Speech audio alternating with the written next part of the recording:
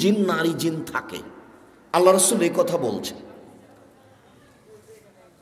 তো বিসমিল্লাহি আল্লাহুম্মা ইন্নী আউযু বিকা মিনাল খুবুসি ওয়াল খাবাইস যদি বলেন বিসমিল্লাহ, এটা এই দোয়ার ক্ষমতা। একজন বাম হাতে চা খাচ্ছে, তো আপনি দেখে এখন কি বলবেন?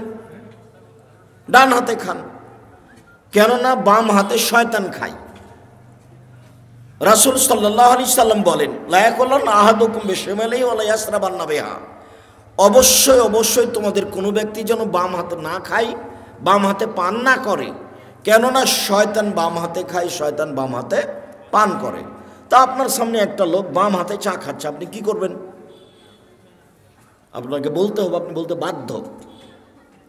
বলেন, সলিও হবে না, ফাঁসিও হবে না, চটে যেতে পারে, গালি দিতে পারে, ধমকাতে পারে, বের হন এখান থেকে, এ কথা বলতে পারে, তবে সুলি হবে না, ফাঁসি হবে না। তা আপনি বলেন, এত পিছিয়ে হটেন কেন? আর হাদিসের অনুবাদ করতে গিয়ে যদি আপনি আসামি হয়ে যান, তাহলে আপনি হবেন 2 নাম্বার, আর 1 নাম্বারে কে হবেন? মুহাম্মদ সাল্লাল্লাহু আলাইহি সাল্লাম। কাজে আপনার কোনো চিন্তা নেই। আপনি দিন প্রচার করতে গিয়ে কখনো আপনি 1 নাম্বার আসামি নন, আপনি 2 নাম্বার। আপনার যদি জেল হয় তা আজীবন জেল হবে, ফাঁসি হবে না। আর ফাঁসি হলে মুহাম্মদ সাল্লাল্লাহু আলাইহি সাল্লামের হবে। হোক, ফাঁসি হলে হোক। আপনি এত নিরাশা কেন? কথা বলতে চান না কেন? এই ছেলে, বসো।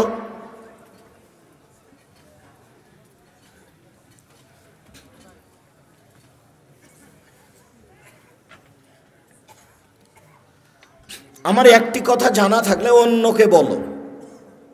2, বনি ইসরায়েলের কাহিনী বলো, কোনো দোষ নেই। 3, কেউ যদি কোনো কথা আমার নামে বলে, সেই কথা যদি আমার না হয়, তাহলে তার থাকার জায়গা জাহান্নাম।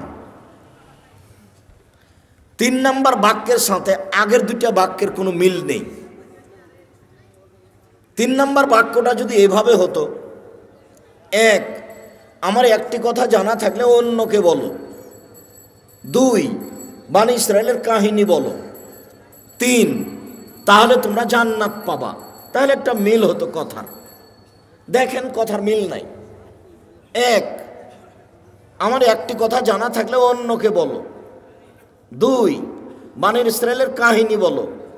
3, কেউ যদি কোনো কথা আমার নামে বলে, সেই কথা যদি আমার না হয়, তাহলে তার থাকার জায়গা জাহান্নাম। 3 নাম্বার বাক্যের সাথে আগের 2টা বাক্যের কোনো মিল নাই। 1, আমার একটি কথা জানা থাকলে অন্যকে বলো, এই কথা যারা জানে আলেম তাকে বললেন। 2, বনি ইসরায়েলের কাহিনী বলো, কোনো দোষ নেই, যারা জানে কাহিনী, যারা আলেম তারাকে বললেন। 3, কেউ যদি কোনো কথা আমার নামে বলে, সেই কথা যদি আমার না হয়, তাহলে তার থাকার জায়গা জাহান্নাম। এটা আল্লাহর নবী আলেমকে বললেন। ও মাওলানা সাহেব, আপনি না হয় নোয়াখালী লক্ষ্মীপুরের জনৈকে ওই মসজিদে বললেন আল্লাহুম্মা সাল্লি আলা সাইয়্যিদিনা মাওলানা নবিয়ানা মুহাম্মদ, ভালো কথা, কিন্তু এটা নবীর না হলে আপনার কি হবে? কাউকে বলা লাগবে না, হাদিস বুখারী মুসলিম। কিয়ামত পর্যন্ত কোনো মায়ের বেটা এর কথার ভিতরে সরিষা ঢোকাতে পারবে না। আম গাছে জাম ধরতে পারে, ধরে না। অমাবস্যা রাতে চাঁদ উঠতে পারে, উঠে না। শোয়ের ছিদ্র দিয়ে লাঙ্গলের ফাল ঢুকতে পারে, ঢোকে না। শোয়ের ছিদ্র দিয়ে লাঙ্গলের ফাল ঢুকে যেতে পারে। আম গাছে জাম ধরে যেতে পারে, অমাবস্যা রাতে চাঁদ উঠে যেতে পারে, এগুলো ঘটে যেতে পারে। আমি যেই কথা বললাম, এই কথাতে সন্দেহ আছে বলে কিয়ামত পর্যন্ত চেষ্টা করলে সরিষা ঢোকানো যাবে না। যা বলছি তাই থাকবে, তার নাম বুখারী মুসলিম। আর এরকম জায়গায় আমি নিজের কথা বলিনি। হুজুরের জাহান্নাম হবে, হুজুর যত বড়ই জুব্বা পড়ুক, পাগড়ি যত বড়ই হোক, আলখাল্লা যত বড়ই হোক, টুপি যত বড়ই হোক রেহাই হবে না। হুজুরের বাঁচার কোনো পথ নেই, এ কথা মুহাম্মদ সাল্লাল্লাহু আলাইহি সাল্লাম বলেন, আমি বলিনি। আর ধর্ম তো মৌলানা দিয়ে চলে না, পীর দিয়ে চলে না, হুজুর দিয়ে চলে না, একজন মানুষ দিয়ে চলে, যার নাম মুহাম্মদ সাল্লাল্লাহু আলাইহি সাল্লাম। পৃথিবীর কোনো মানুষ দিয়ে ধর্ম চলে না, মাত্র একজন মানুষ দিয়ে ধর্ম চলে, যার নাম মুহাম্মদ সাল্লাল্লাহু আলাইহি সাল্লাম। ধর্মের নামে কেউ কিছু যদি বলে তাহলে সেটা কার হতে হবে? মুহাম্মদ সাল্লাল্লাহু আলাইহি সাল্লামের হতে হবে। তবে এদেশের মাটিতে, ভারত, বাংলাদেশ, পাকিস্তানের মাটিতে, এদেশের মাটিতে প্রায় 3 লক্ষ মানুষের বানানো হাদিস আছে। তার 10,000 আছে আমার বাসায়, আমি 10,000 দেখাতে প্রস্তুত যে কোনো সময়ে। আবার বলি, আমার একটি কথা জানা থাকলে অন্যকে বলো, বানি ইসরায়েলের কাহিনী বলো। বানি ইসরায়েলের কাহিনী কি? যেমন একটা আজ থেকে নিয়ে হাজার হাজার বছর আগেকার কাহিনীর নাম বানি ইসরায়েলের কাহিনী। যেমন আপনাকে একটা দেখাই, বুখারী মুসলিমের হাদিস। আবু হুরায়রা রাদিয়াল্লাহু তাআলা আনহু বলেন, রাসূল সাল্লাল্লাহু আলাইহি সাল্লাম বলেছেন, লাম ইয়াতাকাল্লাম ফিল মাহদি ইল্লা সালাসা। মায়ের কোলে দুধের বাচ্চা 3 জন কথা বলেছে, দুধ খেতে খেতে কথা বলেছে। শিশু এক, ঈসা আলাইহিস সালাম। যেমন বাচ্চা নিয়ে গ্রামে ঢুকেছে, তখন গ্রামের লোকেরা বলা শুরু করেছে, ছি ছি ছি ছি ছি ছি ছি ছি, মারিয়াম এত খারাপ মহিলা, জেনা করে সন্তান নিয়ে এসেছে। আরে ওর তো বাপ ভালো মানুষ ছিল, ওর মা কত ভালো মানুষ ছিল, ছি ছি ছি ছি ছি, কত খারাপ মহিলা, অবৈধ সন্তান নিয়ে এসেছে গ্রামে। সবাই বলা বলি করতে লাগলো। এ তো মুখ তো বন্ধ করা যাবে না কারো, যার যা ইচ্ছা সে তা বলে নিচ্ছে। এখন উনি আর কি বলবেন? তখন উনি বলছেন, বাচ্চার সাথে কথা বলেন। তখন বাচ্চা বলছেন, আব্দুল্লাহ নবীন, আমি হচ্ছে আব্দুল্লাহ, আল্লাহর বান্দা, আমি নবী। দুধের বাচ্চা কথা বলছে। 2, রাজুলুন কানাফি বানি ইসরাইল ইকরালাহু জোরাইজ। হাজার হাজার বছর আগে একটা লোক ছিল, তার নাম ছিল জোরাইজ। ইসল্লফি সৌমাতে, সে তার গির্জা ঘরে ইবাদত করত। ফাআতাত উম্মুহু, একদা তার মা তার কাছে আসলো। ফাদাতহু, তার মা তাকে ডাকলো। যখন তার মা তাকে ডাকলো, ফাকালা, সে নিজেকে বলতে লাগলো, উজিবহা উসল্লি, আমি কি এখন আমার মায়ের ডাকে সাড়া দিব না সলাত আদায় করব? আমার মা যে ডাকছে, আমি যে এখন সলাত আদায় করছি, তো আমি এখন মায়ের ডাকে সাড়া দিব সলাত বাদ দিয়ে, না আমি সলাত আদায় করতেই থাকবো? তা ভাবতে ভাবতে একটু দেরি হয়ে গেছে। দেরি হতেই মা বলছেন, আল্লাহুম্মা, তুমি তো তাতুরিয়া ওজুহাল মুমিসাত, আল্লাহ তুমি এই ছেলের মরণ দিও না, পতিতালয়ের মহিলার মুখ দেখা পর্যন্ত। আল্লাহ এই ছেলে যেন না মরে একজন খারাপ বদ মহিলার সাথে দুর্ঘটনা না হওয়া পর্যন্ত। আল্লাহ পতিতালয়ের মহিলার মুখ দেখা না পর্যন্ত এই জন্য না মরে, এই কথা বলে মা চলে গেলেন। মায়ের মন খারাপ।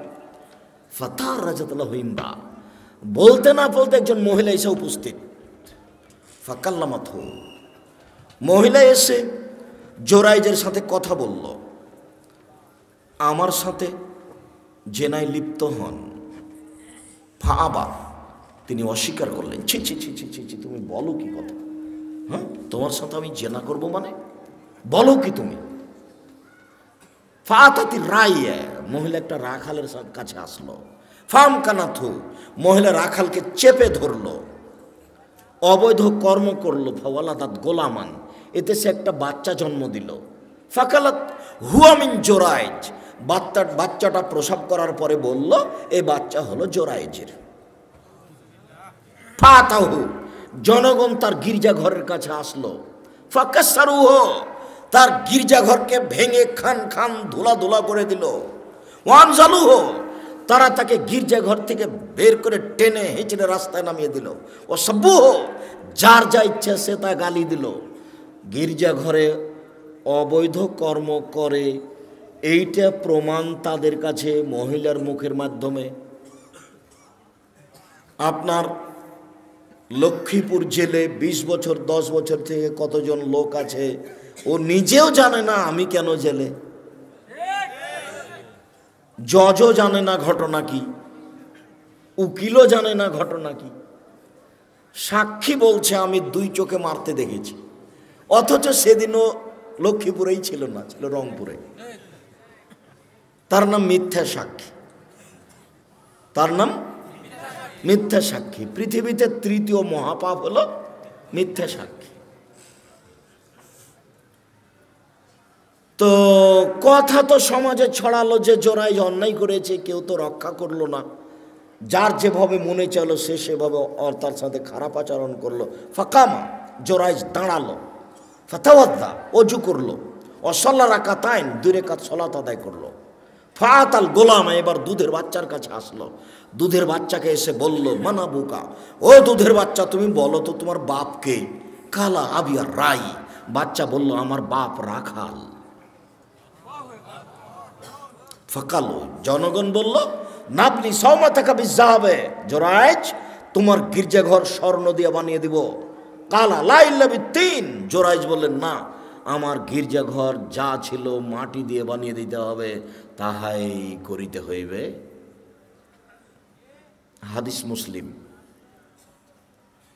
এর নাম বানি ইসরায়েলের কাহিনী, হাজার হাজার বছর আগের কাহিনী। কাহিনী সত্য বলতে পারবেন। এই হাদিসে কি বুঝলাম? 1 নাম্বার বুঝলাম, ভুলেও কোনোদিন ছেলে মেয়ের জন্য বদদোয়া করবেন না। ছেলে মেয়ে যদি আপনাকে মারে, গালি দেয়, জমি দখল করে নেয়, বাড়ি থেকে বের করে দেয়, তবু মুখ খুলবেন না। যদি ছেলে মারে তাহলে তাড়াহুড়া করে অজু করে 2 রাকাত সালাত আদায় করে আল্লাহর কাছে হাত তুলে বলেন, আমাকে ছেলে ফিরিয়ে দাও। আমি এরকম ছেলে মানুষ করিনি, আমার ছেলে আমাকে মাথায় করে থাকবে, শ্রদ্ধা করবে, আমি এটা চাই তোমার কাছে, তুমি আমাকে ছেলে ফিরিয়ে দাও। 2 চোখের পানি ঝরঝর করে ঝরবে আর আপনি আল্লাহকে কথা বলবেন, ছেলে 24 ঘন্টার মধ্যে আমি ফিরিয়ে চাই। যেই ছেলে আমার পা ধরে বলবে আব্বা ভুল হয়েছে, আপনাকে আর আমি কোনোদিন কোনো কথা বলবো না, আমি আমার জীবন বাজি রেখে আপনাকে শ্রদ্ধা করব, আপনার যা কিছু বলার আপনি বলবেন, আমি কোনোদিন প্রতিউত্তর করব না। আমি এইটা চাচ্ছি তোমার কাছে। কেন আপনি বলতে গেলেন তোর উপরে গজব নাজল হবে, তোকে ত্যায্যপুত্র করলাম, তোকে এই করলাম, তোকে সে করলাম, তোকে জমি দিব না, তোকে জায়গা দিব না, তুই বাড়ি থেকে বের হয়ে যায়, এই কথা বললেন কেন আপনি? শোনেন, বাপ হিসেবে মা হিসেবে জীবনে কোনোদিন ছেলে মেয়ের বিরুদ্ধে মুখ খুলবেন না। রাসূল সাল্লাল্লাহু আলাইহি ওয়াসাল্লাম নিষেধ করেছেন। কখনো তোমরা তোমাদের ছেলে মেয়ের উপরে বদদোয়া করো না। 3 শ্রেণীর মানুষের দোয়া কবুল হবে, মধ্যে কোনো আড় নাই। বলার সাথে সাথে লেগে গেছে, বলার সাথে সাথে একবারে লেগে যাবে, সেটা হলো বাপ মা। মন খারাপ করবেন না ছেলে মেয়ের উপরে। ছেলে মেয়ে যদি খারাপ আচরণ করে তো আমি যেটা পরামর্শ দিলাম পালন করতে পারবেন না? পরামর্শ মনে হবে মনে নেই, বলেন তো কি পরামর্শ দিলাম? সুন্দর করে অজু, নোয়াখালীর অজু করবেন না, তাড়াহুড়া করে শুকা আছে ফাঁকা, এগুলো নেই, মনে কষ্ট নেন না। মাঝে মধ্যে একটু বলছি এই জন্য যে আমারও খুব কষ্ট হয় যে মানুষ কেন শিরককে নেকির কাজ বলছে, বিদআতকে নেকির কাজ বলছে। যদি ফরিদপুর, শরীয়তপুর, মাদারীপুর, মাগুরা তারা এরকমই, কিন্তু আপনাদের চেয়ে তারা বেশি আগিয়েছে বলে আমার অনুমান। ঠিক বরিশাল, পিরোজপুর, ঝালকাঠি, ভোলা, বরগুনা, পটুয়াখালী আপনাদের মতোই শিরক বেদাত নেকির কাজ। এরপরে আপনাদের চেয়ে তারা অনেক বেশি আগিয়েছে বলে আমার অনুমান।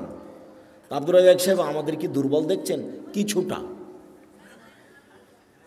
কিছুটা তাই আমার মনে তাই হচ্ছে। আমি বাহ্যিক অনুমান করে বলছি। আমি তো চট্টগ্রাম, সিলেট, বরিশাল, নোয়াখালী, ফরিদপুর যাচ্ছি, তাতে আমার অনুমান তবে ফরিদপুর, শরীয়তপুর, মাদারীপুর, মাগুরা, আপনার ওইদিকে বরিশাল, ঝালকাঠি, পিরোজপুর, ভোলা, বরগুনা, পটুয়াখালী, আর এইদিকে আপনার নোয়াখালী, ফেনী, লক্ষ্মীপুর, আর ওইদিকে আপনার কুমিল্লা, আপনার চাঁদপুর, ব্রাহ্মণবাড়িয়া, ওইদিকে আপনার সিলেট, সুনামগঞ্জ, মৌলভীবাজার, এইসব পুরো জেলাগুলি 19-20 শিরক নেকির কাজ, বিদাত নেকির কাজ। অবাক, শিরক করে বলছে নেকির কাজ করলাম, বিদাত করে বলছে নেকির কাজ করলাম। আসসালামু আলাইকুম, হাত খানটেন একবার বুকে মারলো, তারপর এরকম হচ্ছে। এমন কোনো মায়ের বেটা জন্ম নিয়েছে আজ পর্যন্ত, আজ থেকে নিয়ে কিয়ামত পর্যন্ত সময় থাকলো এভাবে হাত মিলানোর পরে হাত টেনে আর কিছু করতে হবে? এভাবে হাত মিলানোর পরে হাত টেনে আর কিছু করতে হবে, এটা প্রমাণ হয়ে গেলে আমি আব্দুর রাজ্জাক বিন ইউসুফ আর জিন্দেগিতে বক্তব্য দেব না। তার মানে আপনার কাছে বিকৃত ধর্ম আছে, বিকৃত ধর্মে আপনার কাছে প্রিয়। সম্মানিত দিনী ভাই বোন, বলছিলাম আমার একটি কথা জানা থাকলে অন্যকে বলো। 1, 2 বানি ইসরায়েলের কাহিনী বলো। 3, কেউ যদি কোনো কথা আমার নামে বলে, সেই কথা যদি আমার না হয় তাহলে তার থাকার জায়গায় জাহান্নাম। এইবার আপনি ফায়সালা দেন। বালাগাল ওলা বেকামালেহি কাশাফাদ্দ যাবে জামালেহি হাসনাত জামিও খেসালেহি সাল্লু আলাইহি ওয়া আলিহি। এই দরুদ যদি নবীর না হয় তাহলে কি হবে?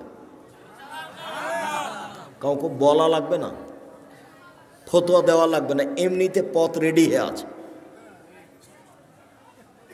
যেটা আপনি ইবাদত করছেন সেটা যদি রাসূলের না হয়, যেটুকু করছেন, যা করছেন, আমি আপনি কোনটা করবেন কোনটা করবেন না, কোনটা চলবে কোনটা চলবে না আজকে বলতে আসেনি।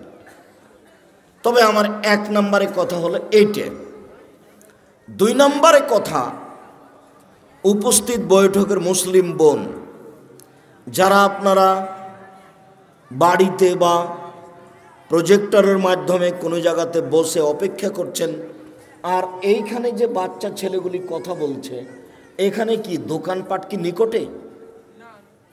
তো এই ছেলেগুলি কেন? তাহলে কি আপনাদের ওটা দেখাশোনার লোক না এখানে? কেন কথা বলছে এত? এটা কন্ট্রোল করতে হবে। ও তো কথা বোঝার তো তার প্রয়োজন নেই। আপনি যদি তার সাথ দেন তাহলে এটা খুব দুঃখজনক কথা। নিজেকে পশু প্রাণী মনে করবেন না, গরু ছাগল মনে করবেন না, মানুষ মনে করবেন। বুঝেও বুঝে না ওরা অন্তর আছে, বুঝে না। দেখেও দেখে না ওরা চক্ষু আছে, দেখে না। শুনেও শোনে না ওরা কান আছে, শোনে না। উলাইকা কাল আনাম, তারা পশু প্রাণীর মতো, তারা গরু ছাগলের মতো, তারা কুকুর শ্রীগালের মতো, বাল হাজাল বরং তার চেয়ে খারাপ।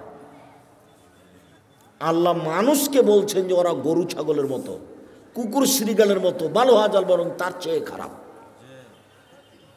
আব্দুর রাজ্জাক সাহেব, তার চেয়ে খারাপ কে? বলে তার চেয়ে খারাপ তোমার বাপ। দেখেন, আপনাকে খুব ভালোবাসি, কষ্ট দিয়েন না আমাদের। দেখো, আমি যদি তোমার বাপকে কুকুর শ্রীগালের চেয়ে খারাপ প্রমাণ করতে না পারি, তা আমি আব্দুর রাজ্জাক বিন ইউসুফ কথা বলবো না। কিভাবে করবেন করেন তো দেখি। তোমার দাদা মরা 10 বছর হলো, 3 বিঘা জমি রেখে গেছে। তোমার বাপ নিবে 2 বিঘা আর তোমার ফুফু নিবে 1 বিঘা। বিঘা বুঝেন? 30 শতক জমি রেখে গেছেন। তোমার বাপ নিবেন 20 শতক আর তোমার ফুফু নিবেন 10 শতক। তো তোমার বাপ নিবেন সকালে আর তোমার ফুফু নিবেন বিকেলে। ঘটনা এরকম না একসাথে নিবে? তো কই 10 বছর হলো তোমার দাদা মরা, এখনো তো তোমার বাপ তোমার ফুফুকে জমি দেয়নি। এখন তুমি বলো যে আমার বাপ কুকুর শ্রীগালের চেয়ে ভালো। বলো দেখি তোমার কাছে কি প্রমাণ আছে?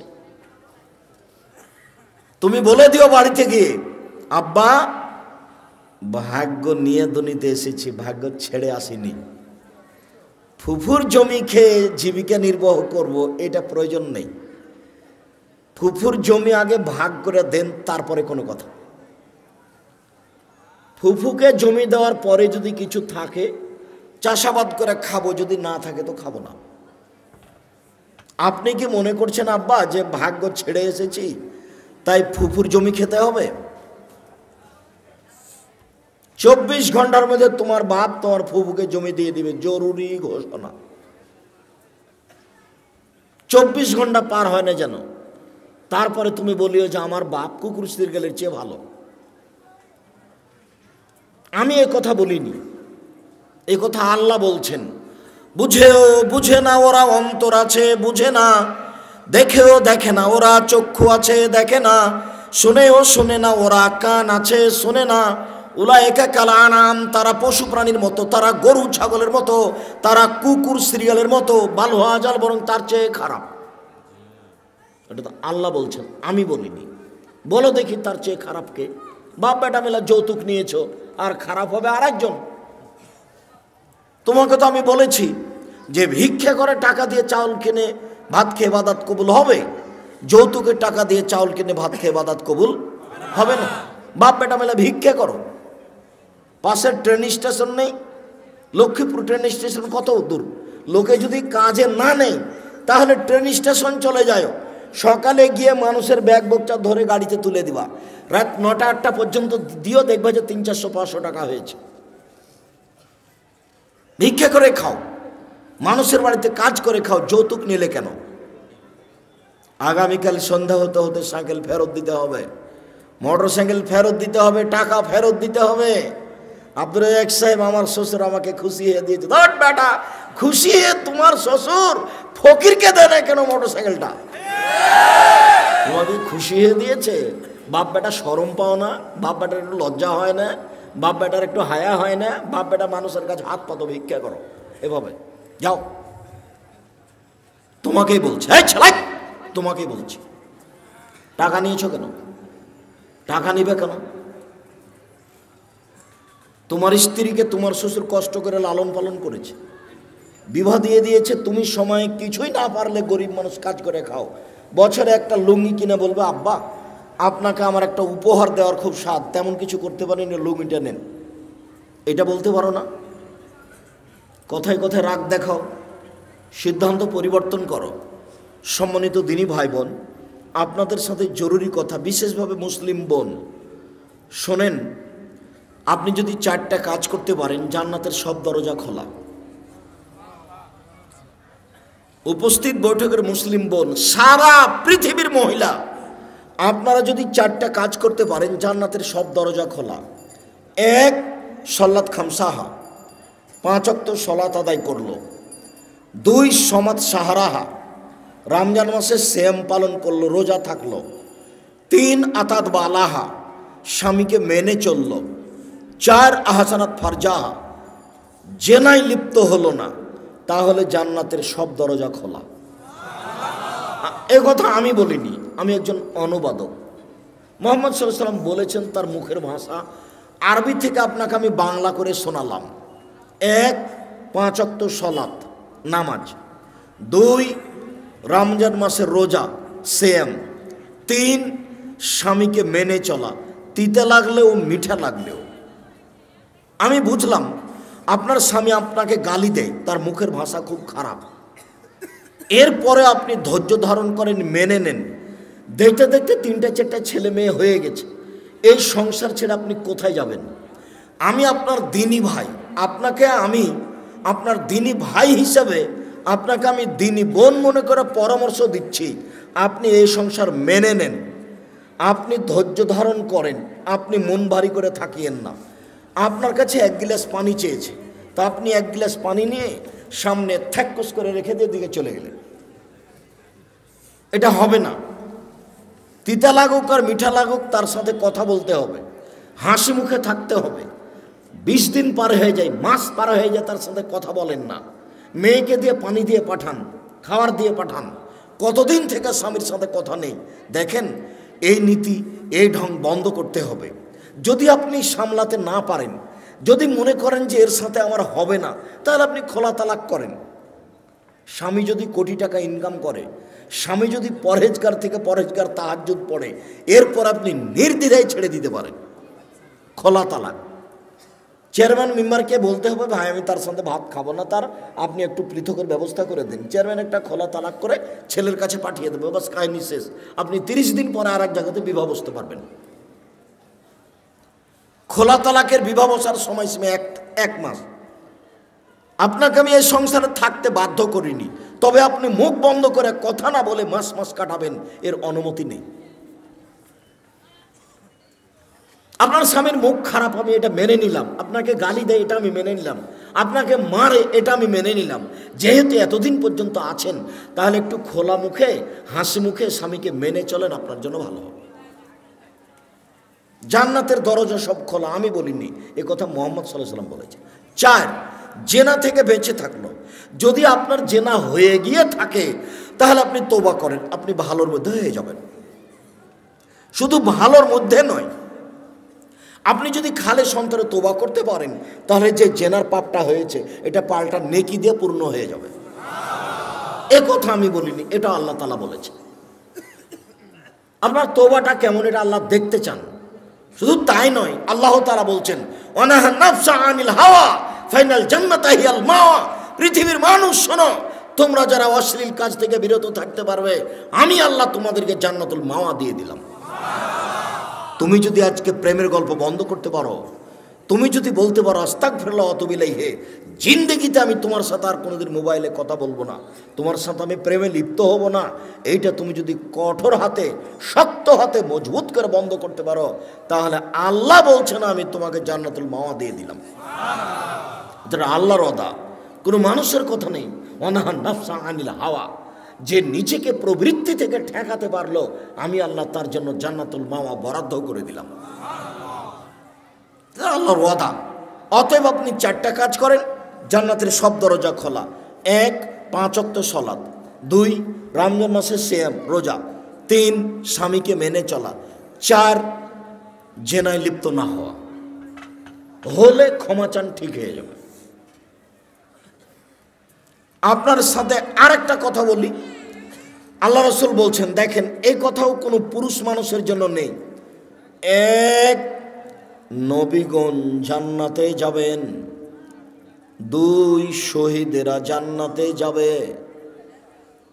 3, সত্যবাদীরা জান্নাতে যাবে। 4, মহিলারা জান্নাতে যাবে। তবে 4-এ একটা কথা আছে, তবে যারা স্বামীকে মেনে চলে। আমার এখানে কিছু করার নেই। মুহাম্মদ সাল্লাল্লাহু আলাইহি ওয়াসাল্লাম এভাবে বলেছেন, নবীগণ জান্নাতে যাবেন। 2, সত্যবাদীরা জান্নাতে যাবে। 3, শহীদেরা জান্নাতে যাবে। 4, মহিলারা জান্নাতে যাবে। তবে বুঝাতে পারি না মনে হয়। যদি তবে না বলতেন তাহলে তো কাজ হয়েই গেছে, কিন্তু এটা ধর্ম তো আমাদের হাতে নেই। আর মুহাম্মদ সাল্লাল্লাহু আলাইহি ওয়াসাল্লাম নিজেও কিছু করতে পারেননি, করতে পারবেনও না। নিজের কিছু করার নেই, নিজের কিছু করার ছিল না। একটা ঘটনা আপনাকে শোনাই, বুখারী মুসলিমের হাদিস। আল্লাহ রাসূল 1 গ্লাস পানি নিয়ে একটু খাওয়ার পরে, এখন ডান দিকে দিতে হবে, এটা নীতিগত হিসেব। তো ডান দিকে আছে ছোট ছোট বাচ্চা, বাম দিকে আছেন আবু বকর সিদ্দিক, উমর। তখন আল্লাহ রাসূল ছোট ছোট বাচ্চাগুলিকে বলছেন, এই শোনো শোনো শোনো, তোমরা আমাকে একটু অনুমতি দাও না, আমি গিলাসটা এদিকে দিই। বাম দিকে বড় মানুষ আছে, কিন্তু আমি তো দিতে পারি না, আমাকে ডান দিক থেকে দিতে হবে, তো তোমরা একটু অনুমতি দাও আমাকে। তখন বাচ্চারা বলছে, না না না না, আপনার পক্ষ থেকে পানি আমরা পাবো, সেটা অন্য কাউকে দিব, এটা হতে পারে না। তখন আল্লাহ রাসূল বলছেন, নাও নাও, তাহলে তোমরাই নাও, নাও তোমরাই নাও। হাদিস বুখারী মুসলিম। এতে আপনি কি বুঝলেন? পৃথিবীর সবচেয়ে বড় মানুষ, এত বড় দামি মানুষ আল্লাহ পৃথিবীতে কাউকে সৃষ্টি করেননি। বিচারের মাঠে যেদিন কেউ কথা বলতে পারবে না, সেদিন তিনি বলবেন, সালমা তুতা ওয়াসফাতু সাফা, মাথা উঠান বলেন, যা বলবেন আমি আল্লাহ তাই মেনে নিব, যা সুপারিশ করবেন আমি তাই গ্রহণ করব। আপনি একটু বলেন কি বলতে চান, যাহাই বলবেন তাহাই মেনে নিব, যা সুপারিশ করবেন তাহাই গ্রহণ করব। এই কথা আল্লাহ বারবার বলবেন বিচারের মাঠে। ইনি হচ্ছেন মুহাম্মদ সাল্লাল্লাহু আলাইহি ওয়াসাল্লাম। এত বড় মানুষ বাচ্চা ছেলের কাছে অনুমতি চাচ্ছেন। আর একটা জিনিস ডান দিক থেকেই দিতে হবে। নিজে থেকে তো একটা ধর্ম বানাতে পারেন। আচ্ছা এই শোনো, ডান দিক থেকে দেওয়ার নিয়ম, কিন্তু আমি আজকে বাম দিক থেকে চালু করে দিলাম, এটা বলতে পারতেন। কিন্তু ধর্ম তার নিজের নয়, উপর থেকে যা বলেছেন তাই হবে। তাহলে পীর সাহেবের কি হবে? আপনাকে আর পীর সাহেবকে দেখে আমার মাঝে মধ্যে খুব অবাক লাগে। আর যেসব দিনী ভাই বোন আমার বিরুদ্ধে বলে, তাকেও দেখে আমার অবাক হয় যে আমি তো কোনোদিন অপ্রয়োজনীয় বাক্য বললাম না, তো এই আমার পিছনে লাগলো কি করে, কেন এ কথা বলছে? আচ্ছা, আমি না হয় চাঁপাইনবাবগঞ্জ পল্লী এলাকাতে বক্তব্য দিতে গিয়ে বলেছিলাম, ঘটনাটা ছিল এই যে চাঁপাইনবাবগঞ্জ পল্লী এলাকার মহিলারা বাড়ির পিছন দিকে গিয়ে সমতল মাটিতে বসে পেশাব করে। তো সমতল মাটিতে বসে পেশাব করলে পেশাব ছিটে এসে গায়ে লাগবে। মানুষের পেশাব ভয়াবহ, ইবাদত কবুল হবে না, না ধুইলে কবরে শাস্তি হবে। পক্ষান্তরে চাঁপাইনবাবগঞ্জের মহিলা পুরুষ গাভীর পাশ দিয়ে গেলে, গাভী যদি পেশাব করে তাহলে কাপড়টা গুটিয়ে ধরে দূর দিয়ে যায়, যেন গাভীর পেশাব কাপড়ে না লাগে। অথচ যেসব প্রাণীর গোশত খাওয়া যায় সেসব প্রাণীর পেশাব নাপাক নয়। ওটা হাদিস বুখারী মুসলিম, আমার কিছু করার নেই। উটের পেশাব খেতে আল্লাহর নবী বলেছেন, আমি কি করতে পারি বলেন? হাদিস বুখারী মুসলিম। পৃথিবীর সবচেয়ে দামি মানুষ, যার হাতে ধর্ম নির্ভর করে, তিনি বলেছেন যে তোমাদের পেট ফুলে গেছে, তোমরা উটের পেশাব খাও। যেখানে ছাগল বাঁধা থাকে সেই জায়গাতে তিনি সলাত আদায় করতে বললেন, নামাজ পড়তে বললেন, যে অথচ ছাগলের পেশাব আছে। আমি কি করতে পারি? আমি ওটা বলতে চাইনি এই কথাটি, আমি পরিস্থিতিতে বলেছি যে আরে আপনি গাভীর পেশাব থেকে বেঁচে থাকতে চাচ্ছেন, অথচ গাভীর পেশাব বালতিতে করে নিয়ে কাপড় ভিজিয়ে সেই কাপড়ে সলাত আদায় করলে কোনো সমস্যা নেই। আমি একটা জোর দিতে গিয়ে কথাটা বলেছিলাম, কিন্তু কথাটা এসে নোয়াখালীতে এইভাবে ধরা পড়বে তা আমি বুঝতে পারি। যে আমি সরাসরি বলে দিলাম যে গাভীর পেশাবে কাপড় ভিজান তারপর সালাত আদায় করেন, তার এটাই করতে হবে? জি না, ভুল হিসাব, আমি এটা বলিনি। আমি এইভাবে কথাটা জোর দিতে গিয়ে বলেছিলাম, সরাসরি এই কথা বলেছি এই কথা নয়। তার উপরে যে কথা বলেছি সেই কথা আমাকে ফেরত নিতে হবে না। তবে আমি মানুষ, অবাক লাগে আপনি কিভাবে বিরুদ্ধে এত কথা বলতে পারেন। আমার জীবনে আমি কোনোদিনও অপ্রয়োজনীয় বাক্য বলিনি, আমার জীবনে। 90 সাল থেকে আমি মাঠে আছি, 90 সাল থেকে আমার জীবনে কোনোদিন আমি কেসা কাহিনী বলিনি। পুরো জীবন আমি কেসা পাবেন না। আমি যদি কারো কথা নকল করেছি তখন এভাবে বলেছি, তখন কেসাটা এভাবে দেখিয়েছি। যে জনৈক বক্তা বক্তব্য বলছেন, একদিন গভীর রাতে বাইজিদের মাতা পানি চাইলেন, বাইজিদ দেখেন বাড়িতে পানি নাই, দূরে পানি আনতে চলে গেলেন, পানি নিয়ে এসে দেখেন মাতা ঘুমিয়ে গেছেন। বাইজিদ গিলাস হাতে করে মায়ের পাশে দাঁড়িয়ে থাকলেন। সকাল হয়ে গেল, মায়ের ঘুম ভেঙে গেল, মা দেখে পাশে বাইজিদ গিলাস নিয়ে দাঁড়িয়ে আছে। বাবা বাইজিদ তুমি কেন দাঁড়িয়ে আছো? আম্মা আপনি সন্ধ্যা রাতে পানি চেয়েছিলেন, দেখি বাড়িতে পানি নাই, দূরে পানি আনতে গেলাম, পানি নিয়ে এসে দেখে আপনি ঘুমিয়ে গেছেন। আমি চিন্তা করলাম রাতের কোনো অংশে যদি আমার আম্মা পানি চান, আমি যদি নির্ধারিত সময়ে পানি দিতে না পারি তাহলে আমি উপযুক্ত সন্তান হতে পারবো না, সেই জন্য আমি গিলাস নিয়ে দাঁড়িয়ে আছি। মা গিলাসটা হাতে করে পানিটুকু পান করে নিয়ে বাচ্চাকে শুইয়ে দিয়ে আল্লাহর দরবারে প্রার্থনা করতে লাগলেন, আল্লাহ আমার বাইজিদের প্রতি আমি খুশি হয়ে গেছি, তুমি আমার বাইজিদকে কবুল করে নাও। মায়ের দোয়া কবুল হয়ে গেল, বাইজিদ বড় আলেম হয়ে গেলেন। ঘটনা মিথ্যে। আমি যদি বক্তব্য কণ্ঠস্বরে কোনো কথা বলে থাকি, যদি কাহিনী বলে থাকি, তা আমি কারো কথা নকল করে এভাবে বলে দেখিয়েছি আপনাকে, দিয়ে বলেছি যে এটা আপনি প্রমাণ করেন, আমার মরা পর্যন্ত সময় থাকলো। দেখি আপনি কিভাবে প্রমাণ করবেন। 30 পারা কোরআন আপনার চোখে ধরে না, এটা একটু অনুবাদ করে শোনাতে পারেন না? মুহাম্মদ সাল্লাল্লাহু আলাইহি সাল্লামের 23 বছরের জীবন, 30,000 সহিহ হাদিস আপনার একটু চোখে পড়ে না? আপনি একটু এগুলো শোনাতে পারেন না? নোয়াখালী লক্ষ্মীপুর বাড়ি হলেই কি একবারে শুনে নাহমাদুল্লাহ নাস্তাগফির বলে কাহিনী শুরু করে দিতে হবে? রিয়াজুস সলেহিন থেকে খাওয়ার উপরে, পান করার উপরে 10টা হাদিস মুখস্থ করে বলা যায় না? রিয়াজুস সলেহিন থেকে 20টা হাদিস মুখস্থ করে সালামের উপরে বলা যায় না? রিয়াজুস সলেহিন থেকে সুদ ঘুষের উপরে 10টা হাদিস বলা যায় না? কেন আপনি এখানে আসলেন? কেন আপনি আসবেন এখানে? কেন আপনার মসজিদে ফাজাইল আমল থাকবে? আপনার একটু হাদিস গ্রন্থ হয় না? আপনার চোখে পড়ে না? কেন আপনি ওইসব বলবেন যে কিসসা কাহিনী দিয়ে শোনাবেন? কেন আপনি করবেন এটা? কি প্রমাণ আছে তার? শুনুন, জোর করে পরকাল হারায়েন না, টুপি দিয়ে বিচারের মাঠ রক্ষা হবে না। শুনুন, জুব্বা দিয়ে বিচারের মাঠ রক্ষা হবে না। শুনুন, পাগড়ি দিয়ে বিচারের মাঠ রক্ষা হবে না। বিচারের মাঠ বড় কঠিন। আলিয়াউমা লা তামলিকু নাফসুন লিনাফসিন শাইআ। আজ কোন মানুষ কোন মানুষের কোনো উপকার করতে পারবে না, একচ্ছত্র মালিকানা আমার। আইনাল জাব্বার আইনাল মুতাকাব্বির।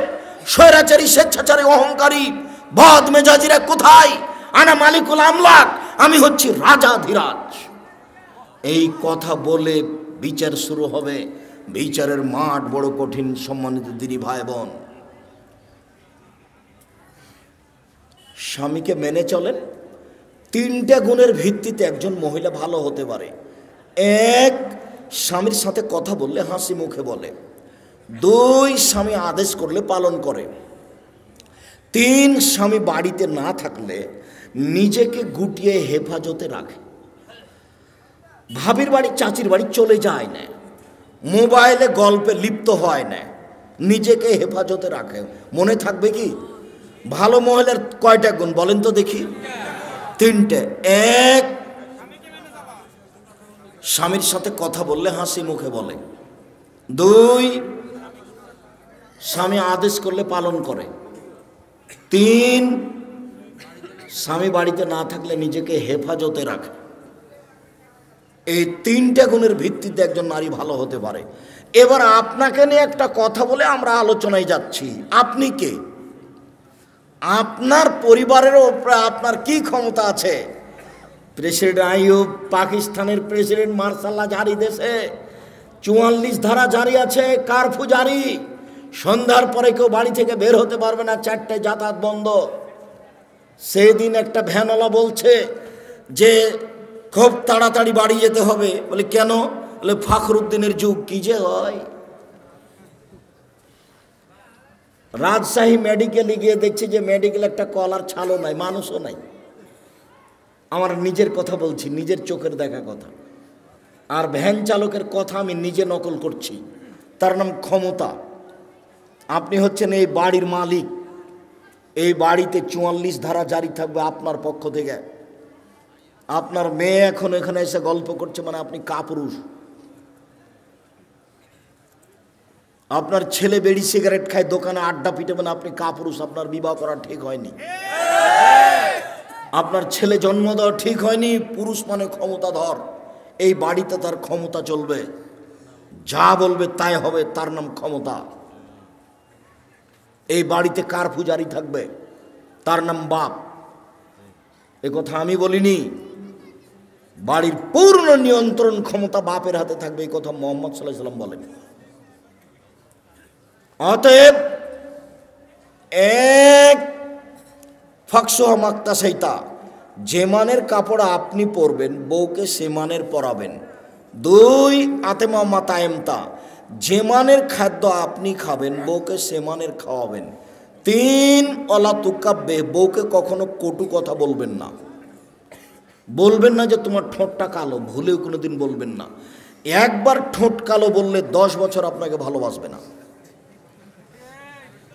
ভুলেও কোনোদিন বলবেন না যে ঠোঁটটা মোটা, তোমার রংটা কালো, এভাবে বলবেন না। ভুলেও কোনোদিন শ্বশুর শাশুড়িকে গালি দিবেন না। একদিন শ্বশুর শাশুড়িকে গালি দিলে আপনার বউ আপনাকে জীবনে কোনোদিন ভালোবাসবে না। ভুলেও কোনোদিন কটু কথা বলবে না। এই ছেলে, তোমাকে বলছি, বউয়ের সাথে তোমার এত খারাপ ব্যবহার কেন? তুমি কথাও কথা তোমার স্ত্রীকে গালি দাও কেন? ও কি পশু প্রাণী নাকি? ও কি তোমাদের বাড়ির কুকুর শ্রীগাল পশু প্রাণী? তুমি তোমার বউকে এত তুচ্ছভাবে দেখো কেন? মোহাম্মদ সাল্লাল্লাহু আলাইহি সাল্লাম বলেছেন, বউকে কটু কথা বলবা না। 4, ওলা তাজরিবাল ওয়াজহি, মুখের উপরে মারবা না। 5, ওলা তাতরুকা ইল্লা ফিল বাইতে, তুমি তোমার বাড়ি ছাড়া তোমার বউকে কোথাও যেতে দিবা না। ও খালার বাড়ি যেতে পাবে না, ও ফুফুর বাড়ি যেতে পাবে না, ও ভাবির বাড়ি যেতে পাবে না, ও মায়ের বাড়ি যেতে পাবে না। জরুরি প্রয়োজন ছাড়া বাড়ি ত্যাগ করতে পারবে না। এই কথা মোহাম্মদ সাল্লাল্লাহু আলাইহি সাল্লাম বলেন, আমি বলিনি। ও আপনার বাড়ির বাইরে যেতে পারে না। বিবাহের বাড়িতে যাওয়ার কোনো প্রশ্নই আসে না। বিবাহের বাড়িতে গেলে স্বামীর সংখ্যা বেশি হয়ে যাবে।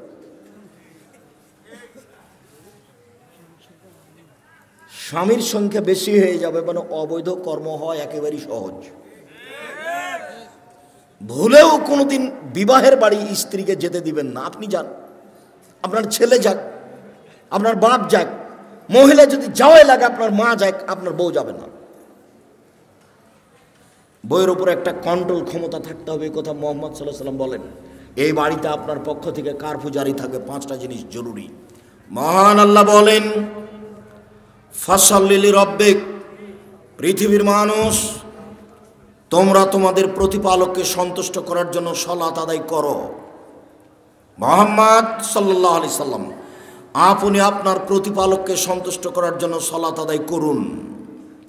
মহান আল্লাহ বলেন, হাফিজু আলাস সালাওয়াতি ওয়াস সালাতিল উস্তা, পৃথিবীর মানুষ, তোমরা 5 ওয়াক্ত সালাত আদায় করো, বিশেষভাবে আসরের সালাত আদায় করো।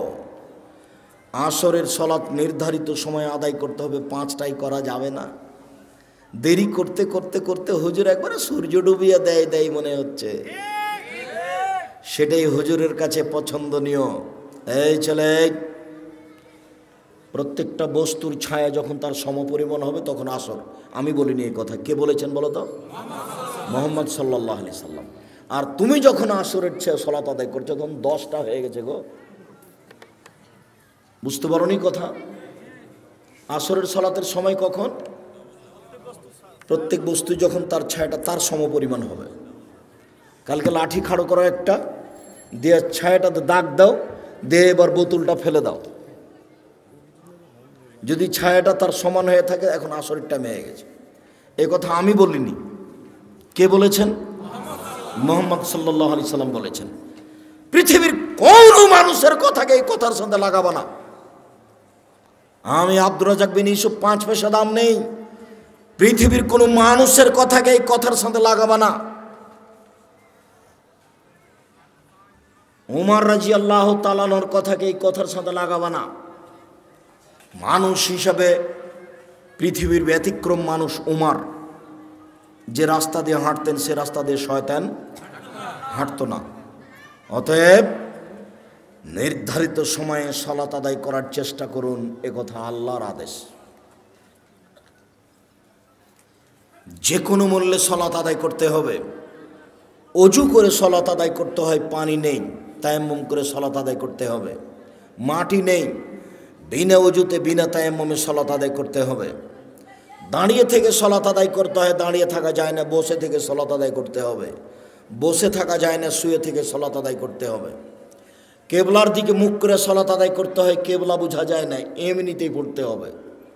শত্রু তাড়া দিয়েছে, দৌড়িয়ে চলে যাচ্ছি, ওই দিকে ওইভাবেই সালাত আদায় করতে হবে। এবাদতের জগতে ব্যতিক্রম এবাদত সালাত। সালাত এমন একটি এবাদত যার উপরে নির্ভর করে অন্যান্য এবাদত। সালাত আছে তো আর এবাদত আছে, সালাত নেই তো সব বাতিল। আব্দুর রাজ্জাক সাহেবের একাধিক দিনের বক্তব্যে আমরা জানি যে এবাদতের জগতে সবচেয়ে দামি এবাদত সিয়াম, রোজা। কেন? সালাত যতই দামি এবাদত হোক, এরপরে সালাতের নেকিটা আল্লাহ নিজে হাতে দিবেন না। বলেন তো দেখি, কোন এবাদতের নেকি নিজে হাতে দিবেন? সিয়াম। তাহলে বলতে গেলে ইবাদতের জগতে সবচেয়ে দামি ইবাদত হলো সিয়াম। সাপ্তাহিক রিপোর্ট আল্লাহর দরবারে কোন কোন দিনে পেশ করা হয়? বৃহস্পতিবার, সোমবার। এই জন্য আল্লাহর নবী চাইতেন যে আমার রিপোর্টের সময় দেখো তুমি যে আমি সিয়াম আছি, দেখো এই নাও দেখো। এই জন্য তিনি কোন কোন দিন ভালোবাসতেন? বৃহস্পতিবার আর সোমবার সিয়াম পালন করা। সবাইকে আমি অনুরোধ জানাচ্ছি এই 2 দিন সিয়াম পালন করার জন্য। আপনি মুরব্বী, আপনার কাছে আমার জরুরি অনুরোধ, আপনি বৃহস্পতিবার সোমবার সিয়াম পালন করবেন। আর বাৎসরিক রিপোর্ট কোন দিন পেশ করা হয়? না না না না, শাবান মাসে। তবে শাবান মাসের কোন দিন সেই দিন মুহাম্মদ সাল্লাল্লাহু আলাইহি ওয়াসাল্লামের জানা ছিল না, যার কারণে তিনি শাবান মাসে বেশি বেশি সিয়াম পালন করতেন। বর্ণনাকারী বলছেন, আল্লাহর নবী আপনি শাবান মাসে এত বেশি রোজা থাকেন, সিয়াম থাকেন কেন? তখন আল্লাহ রাসূল বলছেন, দেখো শাবান মাসের বাৎসরিক রিপোর্ট পেশ করা হয় কোন দিন আমার জানা নাই। কিভাবে কিভাবে ভারত, বাংলাদেশ, পাকিস্তানের আলেম ওলামা জেনে নিলেন সেদিন 15ই শাবান। তাই কলকারখানা, অফিস আদালত, কোর্ট কাছারি, শিক্ষা প্রতিষ্ঠান সব কিছু বন্ধ করে আতর গোলাপ মেখে রাতে গোসল করে দিনে সিয়াম থাকে। অবাক কথা, এত বড় সুযোগ হলো তো আল্লাহ নবী তাহলে একদিনই থাকতেন। একদিন না থেকে তিনি বেশি দিন থেকেছেন, একবারে 15 তারিখ পর্যন্ত, 20 তারিখ পর্যন্ত, 25 তারিখ পর্যন্ত, 27 তারিখ পর্যন্ত। খালি এই টেনশনে যে কোন দিন যে হলো, কোন দিন যে হলো বাৎসরিক রিপোর্টের দিন। তো সেটা কোন মাস? শাবান মাস। কোন দিন কেউ জানে না। কিভাবে কিভাবে আমরা জেনে নিয়েছি সেই দিন কোন দিন? 15ই শাবান। হাসাওয়া কাল্লা, কখনো নয়, ভুল হিসাব। বেশি বেশি সিয়াম পালন করে ধরতে হবে রিপোর্টের দিন। ইবাদতের জগতে সবচেয়ে দামি ইবাদত সিয়াম, এ কথা ঠিক। কিন্তু যদি নামাজ না থাকে তাহলে রোজাটাকে আল্লাহ এভাবে কেটে দেবেন, যা এটা বাতিল। ইবাদতের জগতে শক্তিশালী, ক্ষমতাধর, পাওয়ারফুল ইবাদত হলো দান। দানের চেয়ে এত ক্ষমতাধর, শক্তিশালী ইবাদত পৃথিবীতে নেই। দান করলেন এখানে মায়ের নামে, কবরের শাস্তি বন্ধ, ক্ষমতাই ভিন্ন। আল্লাহ নবী বলছেন যে পানি যেমন আগুনকে নিভাতে পারে, দান তেমন পাপকে মিটাতে পারে। দান করে পাপ মিটিয়ে দেন। আল্লাহ খুব রাগান্বিত, আপনাকে জাহান্নামে দিবেন। তো 10 টাকা দান করেছেন, 500 টাকা দান করেছেন, তখন আল্লাহ বলছেন আচ্ছা আচ্ছা ঠিক আছে, যাও, নরম হয়ে গেছে, যাও যাও জান্নাতে যাও। দানের খুব ক্ষমতা। কিন্তু দানের যতই ক্ষমতা থাক, যদি সে সলাত না থাকে তাহলে দানকে আল্লাহ কি করবেন? কেটে দিবেন। দানের আর কোনো ক্ষমতা নেই। আল্লাহর ভয়ে 1 ফোঁটা চোখের পানি আল্লাহর কাছে সবচেয়ে প্রিয়। 1 ফোঁটা চোখের পানি, এর চেয়ে কোনো পছন্দনীয় ইবাদত আল্লাহর কাছে নাই। 1 ফোঁটা চোখের পানি। রাসূল সাল্লাল্লাহু আলাইহি ওয়াসাল্লাম বলছেন, লা ইয়ালিজার রাজুলু বাকা মিন খাসিয়াতিল্লাহ তা ইয়ালিজাল লাবানু ফি দারে। গাভীর বাঁট ওলান থেকে দুধ বের করে ভিতরে ঢোকানো যায় না যেমন, আল্লাহর ভয়ে কাঁদে যে সে জাহান্নামে যাবে না তেমন। গাভীর বাঁট ওলান বুঝেন কি? চাপ দিয়ে দুধ বের করে ভিতরে ঢোকানো যাবে? এই কাজটা যেমন অসম্ভব, আল্লাহর ভয়ে কাঁদে যে তার জাহান্নামে যাওয়া তেমনি অসম্ভব। এটা আমি বলিনি, এই কথা মুহাম্মদ সাল্লাল্লাহু আলাইহি সাল্লাম বলেন। এরপরেও কেঁদে আপনি অনেক নেকি করেছেন, কিন্তু সালাত নেই। এবার এটা আল্লাহ কি করবেন? এটা কেটে দেবেন, বাতিল। তাহলে ইবাদতের জগতে সবচেয়ে ব্যতিক্রম, ভিন্ন ধরনের ইবাদত হলো সলাৎ, যার উপরে নির্ভর করে অন্যান্য ইবাদত। সলাৎ এমন একটি ইবাদত যার উপরে নির্ভর করে অন্যান্য ইবাদত। অতএব পরিষ্কার কাপড় পরে সলাৎ আদায় করতে হয়, পরিষ্কার নেই, যেই কাপড়ে পেশাব পায়খানা লেগে আছে ওই কাপড় পরেই সলাৎ আদায় করবেন। পরিষ্কার অপরিষ্কার কোনো কাপড়ই নেই, আপনি উলঙ্গ হয়ে আছেন, নামাজের টাইম হয়ে গেছে, আপনি এ অবস্থাতেই সলাৎ আদায় করবেন। যার কারণে আমি বহুদিনই বলেছি যে মুসলিম দেশে মার্কিন সৈন্য ঢোকে, কথার কথা ইরাকে, আফগানিস্তানে মুসলিম মহিলাকে ধরে 5 জন 7 জন ধর্ষণ করার পরে পরনের কাপড় খুলে নিয়ে উলঙ্গ অবস্থায় তাদের সামনে হাঁটতে বাধ্য করে। এই সময়ে যদি সলাতের টাইম হয়ে যায় তাহলে মুসলিম মহিলাকে উলঙ্গ অবস্থায় মার্কিন সৈন্যের সামনে সলাত আদায় করতে হবে, করতেই হবে। পৃথিবীতে ব্যতিক্রম ইবাদত সলাত। যেই সলাত, যে ইবাদত মানুষের কোনো অসুবিধা বুঝে না, সমস্যা বুঝে না, অসুখ বিসুখ বুঝে না, কিছুই বুঝে না, একেবারে কিছুই বুঝে না। সময় হলে সলাত আদায় করতে আপনি বাধ্য। পৃথিবীতে ব্যতিক্রম ইবাদত সলাত। যারা সলাত আদায় করে না তারা কেমন? যারা সলাত আদায় করে না তারা কাফের। রাসূল সাল্লাল্লাহু আলাইহি সাল্লাম বলেন, মান তারাকা সলাতা মুতাআম্মিদান ফাকাদ কাফারা। কেউ যদি ইচ্ছাকৃত সলাত ছেড়ে দেয় তাহলে সে কাফের হয়ে গেল। মুহাম্মদ সাল্লাল্লাহু আলাইহি সাল্লাম বলেন, বাইনাল আবদি ওয়া বাইনাল কুফরি তারকুস সালাহ। মুসলমান এবং কাফের মধ্যে পার্থক্য হচ্ছে সলাত ছেড়ে দেওয়া। কেউ যদি সলাত ছেড়ে দেয় তাহলে সে কাফের, কেউ যদি সলাত আদায় করে তাহলে সে মুসলমান। আসহাবু মুহাম্মাদিন সাল্লাল্লাহু আলাইহি সাল্লাম লা ইয়ারাউনা তারকুহু কুফরুন গায়রা সালাহ। মুহাম্মদ সাল্লাল্লাহু আলাইহি সাল্লামের সঙ্গী সাথী সাহাবীগণ কেউ যদি রোজা ছেড়ে দিয়েছে তাহলে তাকে কাফের মনে করতেন না। কেউ যদি হজ না করত তাহলে তাকে কাফের মনে করতেন না। কেউ যদি যাকাত না দিত তাহলে তাকে কাফের মনে করতেন না। তবে কেউ যদি সলাত আদায় না করত তাহলে তাকে কাফের মনে করতেন। রাসূল সাল্লাল্লাহু আলাইহি সাল্লাম বলেন, উমিরতু আন উকাতিলান নাস হাত্তা ইয়াকুলু লা ইলাহা ইল্লাল্লাহ। মানুষ যতদিন পর্যন্ত লা ইলাহা ইল্লাল্লাহ না বলেছে, সলাত আদায় না করেছে, আমি তাকে পিটিয়ে সলাত আদায় করাবো, মারবো, না হয় মরবো। এই হাদিসের ভিত্তিতে সেই কালে ইমাম আহমদ ইবনে হাম্বল রাহিমাহুল্লাহ বলেছেন, কেউ যদি সলাত আদায় না করে তাহলে তাকে কুরবানি করতে হবে। এই হাদিসের ভিত্তিতে সেই কালে ইমাম আবু হানিফা রাহিমাহুল্লাহ বলেছেন, কেউ যদি সলাত আদায় না করে তাহলে তাকে জেলখানায় বন্দি করে পিটিয়ে সলাত আদায় করাতে হবে। এই হাদিসের ভিত্তিতে বর্তমান আরবি বিদ্বানগণ বলছেন, স্বামী নামাজ পড়ে স্ত্রী পড়ে না, স্ত্রী পড়ে স্বামী পড়ে না, তাহলে বিবাহ কেটে গেছে, বিবাহ বাতিল। চেয়ারম্যান লাগে না, মেম্বার লাগে না, খাতা কলম লাগে না, বিবাহ এমনিতে গেছে। এই ছেলে, তুমি কি কারো গায়ে হাত দিয়ে আছো নাকি? রেডি হও। এক খেয়ালে চেয়ে থাকবা তোমাকে যেন পাখি মনে করে পাথর। এক খেয়ালে চেয়ে থাকবে যেন তোমাকে পাখি মনে করে পাথর। সম্মানিত দিনী ভাই বোন, একজন বেনামাজি যদি মারা যায় তো আরবি বিদ্বানগণ বলছেন ওকে শ্মশান ঘাটে ফেলে দিতে হবে। হিন্দু মারা গেলে যেখানে ফেলতে হয় সেখানে ফেলে দিতে হবে, মুসলমানের কবরস্থানে কবর দেওয়া যাবে না। এ কথা বর্তমানে আরবি বিদ্বানগণ বলছে। অতএব কেউ যদি সলাত আদায় না করে তাহলে তারা কাফের। আমরা বলছি তারা বড় পাপী। একটু কেউ যদি সলাত আদায় করে রাসূলের পদ্ধতি না করে তাহলে সে কেমন? কেউ যদি সলাত আদায় করে রাসূলের পদ্ধতিতে না করে তাহলে ফাওয়াইলুল লিল মুসাল্লিন আল্লাযীনা আন সালাতিহিম সাহুন। যারা সলাত আদায়ের ব্যাপারে অমনোযোগী, ঠিক মতো সলাত আদায় করে না, তারা ওয়াইল নামক জাহান্নামে যাবে। রাসূল সাল্লাল্লাহু আলাইহি সাল্লাম বলেন, যারা ঠিক মতো নিয়ম মতো সলাত আদায় করে না তারা ফেরাউনের সাথে থাকবে। পৃথিবীতে সবচেয়ে বড় বদ মানুষ ফেরাউন। অনেকে আল্লাহ বলে দাবি করেছে।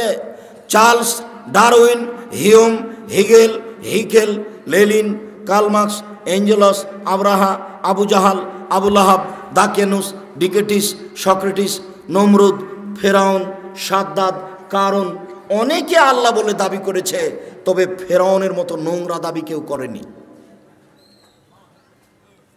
মিশর জাদুঘরে ঢুকে বারবার বলছি, মোহাম্মদ ফেরাউনের লাশ কোথায় সেখানে চলো।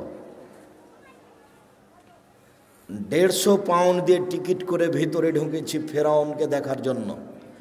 দীর্ঘ সময় কাটার পরে ফেরাউন কোথায় আছে খুঁজে পাওয়া যায় না। জিজ্ঞাসা করো, জিজ্ঞাসাতে বোঝা গেল আরও 300 পাউন্ডের টিকিট করে ঢুকতে হবে, সেটা এইদিকে।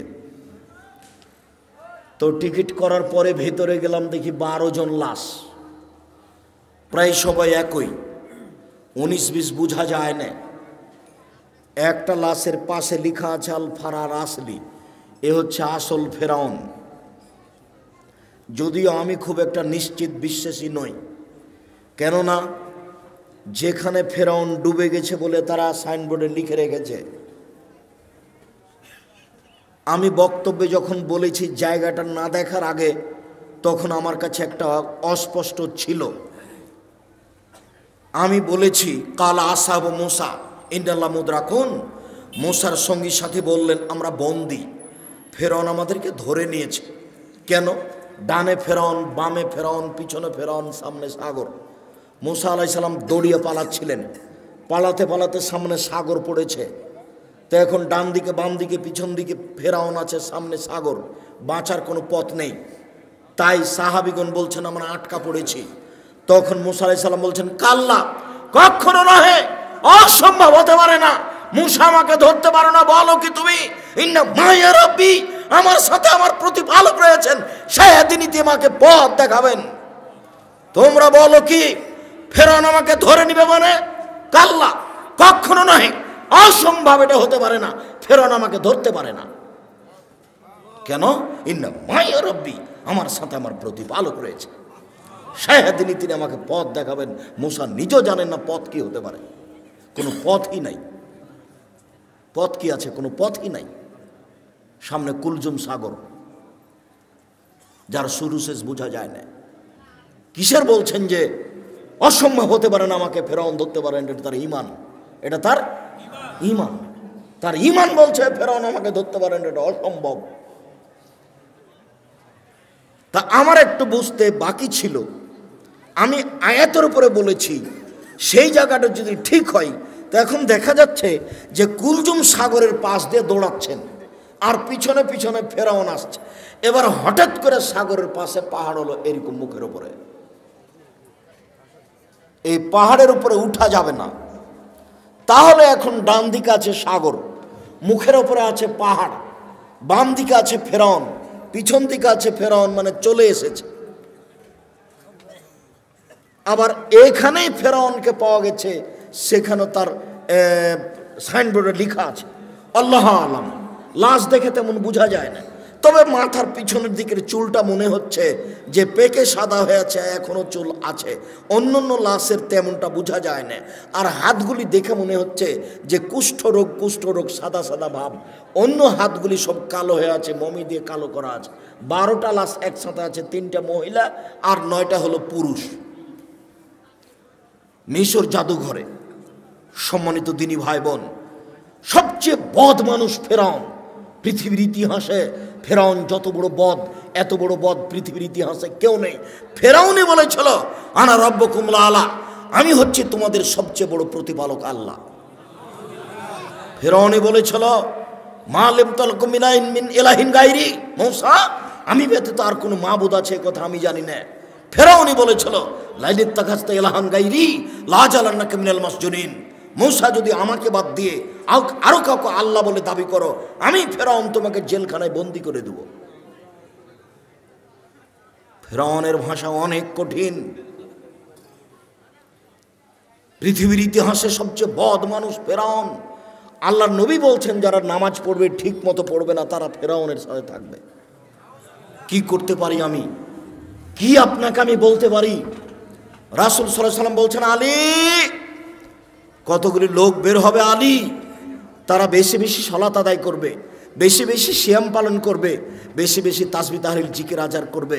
তোমাদের ইবাদত তাদের কাছে কিছুই নয়। আলী শোনো, ইন্নাহুম তাজিদুনা, তোমরা যদি তাদের পাও ফাকতুলহুম, তাদের কুরবানি করো, ওয়াইনাম লাযরা মান কাতালাহুম, যারা তাদের হত্যা করতে পারবে তারাই সবচেয়ে বেশি নাকি পাবে। ওরা সবচেয়ে বেশি বড় নামাজি, তারা বেশি বড় রোজাদার, তারা তাসবিহ গণনা করে বেশি, মেশিনে তাসবিহ গণনা করে, মেশিনে তাসবিহ। এই ছেলে, কিসে তাসবিহ গণনা করতে হবে? আঙ্গুলে। কেন? আঙ্গুল বিচার মাঠে সাক্ষী দিবে, কথা বলবে। মুরব্বী আব্দুর রাজ্জাক, শোনো বাবা, আমি মুরব্বী মানুষ, আমার বয়স 80, আমি যদি আঙ্গুলে তাসবিহ গণনা করি খালি আমার ভুল হয়, তো আমি কি তাসবিহ দানায় তাসবিহ গণনা করতে পারি? না। মরা পর্যন্ত যদি একদিনও ঠিক না হয় তবু নেকি পাবেন। কেন? আঙ্গুলে তাসবিহ গণনা করা কার নির্দেশ? মুহাম্মদ সাল্লাল্লাহু আলাইহি সাল্লামের। আমি ঠিক করলাম কি ভুল করলাম আমি তার নিজে থেকে করিনি। তাসবিহ দানায় তাসবিহ গণনা করলে তাসবিহ কথা বলবে না, মেশিন কথা বলবে না। রাসূলকে অপমান করে জান্নাত কেনার চেষ্টা করিয়েন না। সম্মানিত দিনী ভাই বোন, আমি বলিনি যে আপনি, তবে আল্লাহ রাসূল বলেছেন এক শ্রেণীর নামাজিকে তোমরা হত্যা করো। হাদিস বুখারী মুসলিম। এ হাদিস বুখারীতে 18 বার এসেছে। এ হাদিস বুখারীতে কতবার এসেছে?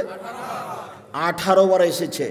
শুধু তাই বলেনি, তাদের বলেছেন তোমরা হত্যা করো আদ সামুদের মতো, হত্যা করার মতো করে একেবারে মায়ের একাকার করে দাও। আরে আমি নামাজ পড়লাম তারপরে অবস্থা, তাহলে বোঝা যাচ্ছে যে নামাজ রাসূলের না হলে কবুল হবে না। তাহলে একটু দেখি কিভাবে।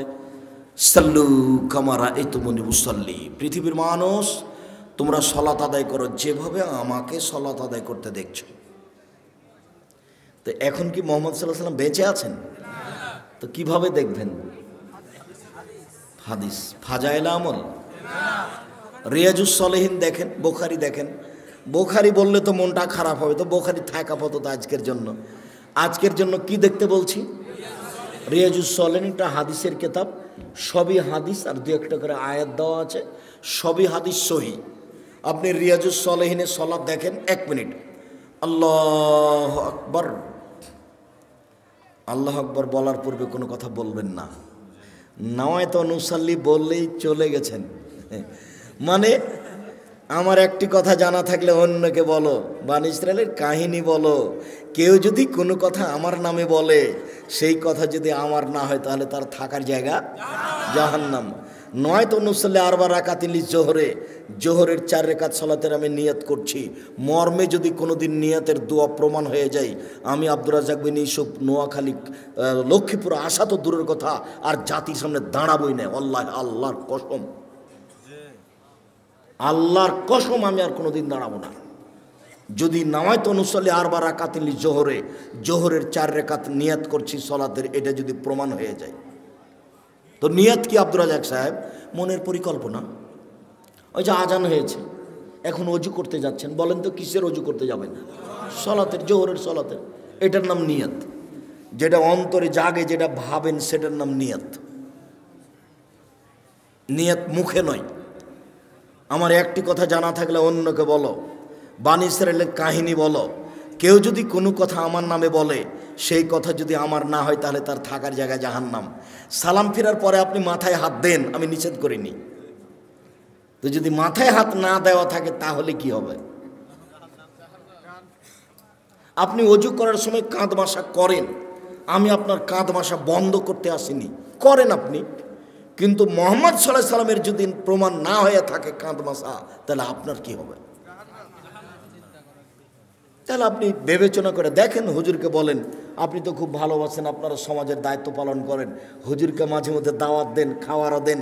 বলবেন আগামীকালকে, আহমদ মাওলানা সাহেব আপনাকে আমরা খুব ভালোবাসি, বেশ ভালো মন্দ বাড়িতে হলে আদর করে খাওয়ায় বটে, দয়া করে কাঁধ মাসা করার হাদিসটা উল্লেখ করবেন। আবু হুরায়রা রাদিয়াল্লাহু তাআলা আনহু বলেন, রাসূল সাল্লাল্লাহু আলাইহি সাল্লাম বলেছেন অজু করার সময় কাঁধ মাসা করতে হবে। আবু দাউদ হাদিস নাম্বার এত, হাদিসটি সহি। সহি কেন বলতে হবে? এই জন্য যে আব্দুর রাজ্জাক সাহেব বলেছেন এ দেশে নাকি প্রায় 3 লক্ষ জাল হাদিস আছে। এইটা তো আবার সেটা নয়, এইটা আবার সেটা হলে তো বেকায়দা হয়ে যাবে। ফাজাইলে আমল বইয়ে লেখা আছে যে আদম আলাইহিস সালাম ভারত থেকে 60,000 বার হজ করতে গেছেন। তাহলে 60,000 বার যদি হয় তাহলে বছরে একবার হজ, তাহলে আদমের বয়স কত? 60,000 বছর। নেন এবার কোন দিক থেকে কোন দিকে লেগে গেছে। হুজুর একবারই বেখাপ্পা কথা বলেছেন, একইবারই যে মানায় না। আমার এক চাচাতো ভাই বরিশাল থেকে এক মুফাসসির গেছেন তাফসির করতে। তো তাফসির শুনে এসে আমাকে বলছে যে তোরা ওইসব তাফসির জানিস না। আচ্ছা কি তাফসির একটু বলেন, তোরা ওগুলো জানিসই না, কিছু তো বলবেন, সেটা কি তোরা জানিস না? তার আচ্ছা বলেন শুনি। তো বলছে শোনো, আদম আলাইহিস সালাম ঘুম থেকে উঠে দেখছেন পাশে একজন সুন্দরী মহিলা, তো হাত বাড়ালছেন। তখন ফেরেশতা বলছেন থামেন। তো আদম আলাইহিস সালাম বলছেন কেন? বলে মোহর দিতে হবে। মোহর কি? বলে মুহাম্মদ সাল্লাল্লাহু আলাইহি সাল্লামের উপরে 1000 বার দরুদ পড়ে দিতে হবে। কোরআন মাজিদে সূরা বাকারাতে আল্লাহ বলেছেন যে আমি আদমকে সব কিছু শিখিয়ে দিয়েছি, সব কিছু। তো বউকে কিভাবে হালাল করতে হবে সেটাই তিনি জানলেন না? আরে নিজের বউকে হালাল করাই জানলেন না? শুনুন, কিয়ামত পর্যন্ত মুফাসসির সাহেব তাফসীর প্রমাণ করতে পারবে না। এদেশে একটা বই পাওয়া যায়, বইয়ের নাম তাফসীর কি মিথ্যা হতে পারে? মানে জিজ্ঞাসাবোধক নাম। ওই বইয়ে যা তাফসীর আছে সবই মিথ্যে। বইয়ের নাম কি? তাফসীর কি মিথ্যা হতে পারে? কোনোদিন দেখেছেন বইটা? জি, এইখানে আছে কি না আমি তা জানি না, বাড়িতে থাকতে পারে। বইয়ে যা তাফসীর আছে সবই মিথ্যে। আইয়ুব আলাইহিস সালামের শরীরে পোকা হয়নি, ওই কথা মিথ্যে। দাউদ আলাইহিস সালাম কারো স্ত্রীকে দেখে পাগল হননি। এত বড় নবী আর একজনের বউকে দেখে যদি পাগল হয়ে যায় তাহলে নবী নন। এটা কোনো কথা হলো নাকি? আইয়ুব আলাইহিস সালামের স্ত্রী, একজন নবী মানুষের স্ত্রী আরেকজনের সাথে জিনা করে ধরা পড়ে যাবে? এত বড় আল্লাহর কাজ ঠেকানোর প্রয়োজন হয়ে গেছে? শুনুন, আল্লাহু আকবার বলে সালাত আরম্ভ করবেন। সুন্দর করে ওযু করে নেন। পেশাব পায়খানার প্রয়োজন থাকলে সেরে আসেন। পানি দিয়ে পবিত্রতা অর্জন করবেন। পানি না থাকলে ঢেল টিস্যু পেপার। আগে ঢেল টিস্যু পেপার পরে পানি, এই কথা মিথ্যে। আপনার টয়লেটে দেখছি খালি টিস্যু পেপারের বালতি। আগে ঢেল টিস্যু পেপার পরে পানি, এই কথা মিথ্যে। ঢেল টিস্যু পেপার নিয়ে 40 কদম হাঁটতে হবে, এটা নোংরামি। পায়ের উপরে পা উঠিয়ে খক খক করা বেহায়াই। আপনি মনে কষ্ট নেন না, আপনি আমার দিনী ভাই। আপনি পবিত্রতা অর্জন করছেন এভাবে। আপনার বউকে 40 কদম হাঁটান দেখি। আপনার বউ ঢেল নিয়ে হাঁটুক দেখি। তো আপনার বউ যদি ঢেল নিয়ে 40 কদম হাঁটে আর পায়ের উপরে পা উঠায়, তাহলে আপনাকে দেখতে কেমন লাগবে? তাহলে আপনাকে মহিলাটাকে দেখতে যেমন যেমন লাগবে, মহিলাটা আপনাকে দেখতে তেমন তেমন লাগে। এরকম কাজ ধর্ম হতে পারে না। আপনাকে আরো বলছি, 40 কদম পরে আপনি টিস্যু ফেলেন, মনে হবে পেশাব আসলো। 40 কদম নয়, 40 দিন পরে যদি ফেলেন তবুও মনে হবে। কেন? এটা আপনার ধারণা হয়ে গেছে। সহজ পথ। পেশাব হয়ে গেছে, পানি দিয়ে পবিত্রতা অর্জন করেন, হাতটা মেজে নেন। এখন যদি মনে হয় যে 1 ফোঁটা পেশাব আসলো, তাহলে অজু করার সময় একটু পানি এলে লজ্জাস্থানে সামনাসামনি এভাবে ছিটিয়ে দেবেন। বুঝাতে পারিনি? বাস, পবিত্রতা শেষ। আর ভিতরে এটা ধারণা করতে হবে না। ধারণা করলেই 40 কদম পরে যদি টিস্যু ফেলেন তবুও মনে হবে। ওই পথই যায় না, বিপদ। আল্লাহু আকবার। ডান হাতের কবজি বাম হাতের কবজির উপরে রাখবেন। 2 পায়ের গোড়ালি জমা করবেন না। রাজশাহী চাঁপাইনবাবগঞ্জে মহিলা বৈঠকে মহিলারা বলছে, বুবু নামাজে যখন দাঁড়াবা বুবু, তখন 2 পায়ের গোড়ালি জমা করে দিও বুবু। যদি 2 পায়ের গোড়ালি ফাঁকা রাখো বুবু, তাহলে লজ্জা স্থানের যোগাযোগ বুবু মাটির সাথে হবে, মাটি অভিশাপ করবে। বুবুর সব কথাই নাকি বুখারীতে আছে। বলছে বুবু যখন সিজদা করতে যাবা বুবু, তখন হাতে যেমন মাটিতে পড়ে যায়, তেমন মাটিতে পড়ে গিয়ে আঁটো সাঁটো হয়ে সিজদা করিও বুবু। বুককে যদি উরু থেকে পৃথক রাখো বুবু, তাহলে স্তন ঝুলন্ত থাকবে বুবু, পর্দার ব্যাঘাত ঘটবে। বুবুর সব কথাই নাকি বুখারীতে আছে। বল হিসাব, বুবু ব্লাউজ গায়ে দিয়ে আছে, শাড়ি পরে আছে, শাড়ির ওপরে চাদর আছে। বুবু ঘরে পড়ে ঘরে বসে সালাত আদায় করছে, ঘরের মধ্যে সালাত আদায় করছে। পর্দার ব্যাঘাতের কোনো প্রশ্ন আসে না। মুহাম্মদ সাল্লাল্লাহু আলাইহি ওয়াসাল্লাম যেভাবে সালাত আদায় করতে বলেছেন, পুরুষ নারীকে এভাবেই সালাত আদায় করতে হবে। এটাই চূড়ান্ত হিসাব। পৃথিবীর কোনো মানুষের সালাত আদায়ের জন্য ব্যতিক্রম কোনো প্রমাণ হবে না। সহিহ হাদিস দ্বারা প্রমাণ পেশ করতে হবে, অন্যথায় যা করেছি ভুল হয়েছে, এখন যা দেখছি বাস্তব সেটাই করতে হবে। আল্লাহ আকবার, আল্লাহ আকবার বলার সময় এরকম করতে হবে না, আল্লাহ আকবার এটা চলবে না, আল্লাহ আকবার এটা চলবে না, আল্লাহ আকবার এটা চলবে না। তাহলে এটাও চলে না, তাহলে এটাও চলে না, তাহলে এটাও চলে না। তাহলে কি করতে হবে? কাঁধ সামনাসামনি, একাধিক হাদিস দেখেন, কাঁধ সামনাসামনি, আল্লাহ আকবার, কানের লতি সামনাসামনি, একটু উপরে, আল্লাহ আকবার, সামনাসামনি। হাদিসের শব্দ সামনাসামনি। আপনাকে আমি কি দিয়ে বুঝাই? কেন আপনি আঙ্গুলটা এখানে নিয়ে আসলেন? কেন আপনি এরকম করতে গেলেন? কেন আপনি এরকম করলেন কেন? আল্লাহ আকবার। ডান হাতের কবজি বাম হাতের কবজির উপরে রাখেন, সহিহ হাদিস। বাহুর ওপরে বাহু রাখেন, সহিহ হাদিস। বাহুর ওপরে বাহু রেখে যদি ছেড়ে দেন তাহলে বুক থেকে একটু নিচে যাবে, পেটের ওপরে থাকবে। আর কবজির ওপরে কবজি রেখে বুকের ওপরে রাখেন, 5টা সহিহ হাদিস। কবজির ওপরে কবজি রেখে একেবারে ছেড়ে দেন নাভির নিচে, 3টে জাল ও জয়ীফ হাদিস। আপনাকে আমি মানার জন্য বাধ্য করিনি। তবে কেউ যদি বলে যে নিচেও বাঁধা যাবে, তো তাকে বলবেন যে জীবনে কোনোদিন উপরে কি বেঁধে দেখেছেন? কথা বুঝাতে পারিনি, বলেই দেখেন আপনি।